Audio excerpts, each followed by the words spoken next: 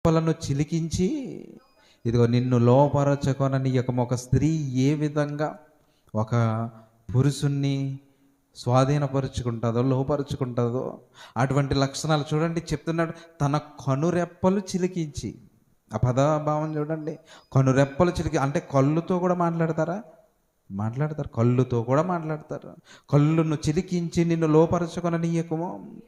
వేశ్య సాంగత్యము చేయవానికి ఇదిగో రొట్టె తునక మాత్రమే మిగులుతుంటుంది. ఇలాంటి వేశ్య సాంగత్యము ఎవరైతే వ్యభిచారం చేస్తారో వీళ్ళందరికీ చివరిగా వాళ్ళకి మిగిలేది ఏంటి చెప్పిన?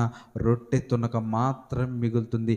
ఈ మాట నేను ఎలా చెప్తున్నాను అని అంటే చూసి చెప్పట్లేదు, నేను అనుభవించినటువంటి అనుభవంలోంచి వచ్చినటువంటి మాట ఏంటో తెలుసా? ఇదిగో ఎవరైతే వేశ్య సాంగత్యం చేస్తారో, కుటుంబ బాధ్యతలను విడిచిపెట్టి పరాయి పురుషుడితో, పరాయి స్త్రీతో అక్రమ సంబంధాలు పెట్టుకుని మరి కట్టుకున్నటువంటి భర్తకు అన్యాయం చేస్తారు, కట్టుకున్నటువంటి భార్యకు అన్యాయం చేస్తారు.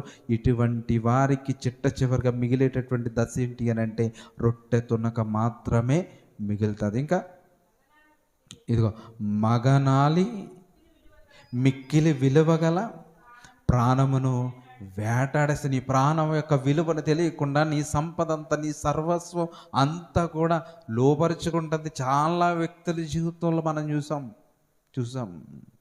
వ్యభిచారం వల్ల ఎన్ని కుటుంబాలు పడిపోయాయో, వ్యభిచారం చేయటం వల్ల ఎన్ని కుటుంబాలు విచ్ఛిన్నమైపోయాయో, వ్యభిచారం చేయటం వలన ఎంతమంది వారి బిడ్డల యొక్క భవిష్యత్తును కోల్పోయి బిక్కుబిక్కుమంటూ రోడ్ల మీద తిరుగుతున్నారు.